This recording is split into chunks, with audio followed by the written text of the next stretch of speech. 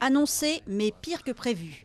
L'abstention est la surprise la plus marquante de ce premier tour des régionales.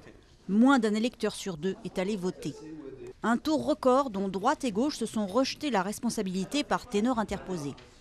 Le Premier ministre François Fillon s'est refusé à le lire comme un échec de la campagne dont il a été le capitaine. La faible participation ne permet pas de tirer un enseignement national de ce scrutin.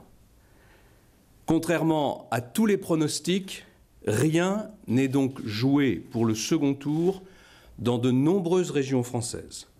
Quant au résultat, l'équation est globalement telle que la prédisaient les sondages. C'est un revers net pour le camp de Nicolas Sarkozy.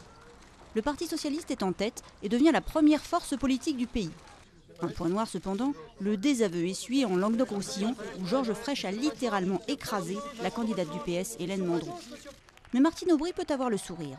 Les électeurs ont durement sanctionné l'UMP. Il faut amplifier le mouvement d'aujourd'hui, amplifier pour faire gagner la gauche rassemblée. La gauche sociale, la gauche républicaine, la gauche écologique. Voilà, pour une France plus juste, pour faire gagner l'espoir, nous vous attendons dimanche prochain.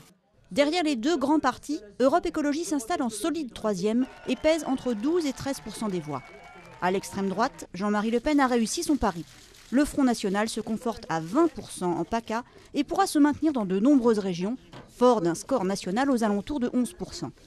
Ce sera le cas en Alsace, l'une des deux seules régions qui restaient à l'UMP, où l'addition des listes de gauche au second tour laisse théoriquement entrevoir ce dont Martine Aubry n'osait rêver, le grand chelem.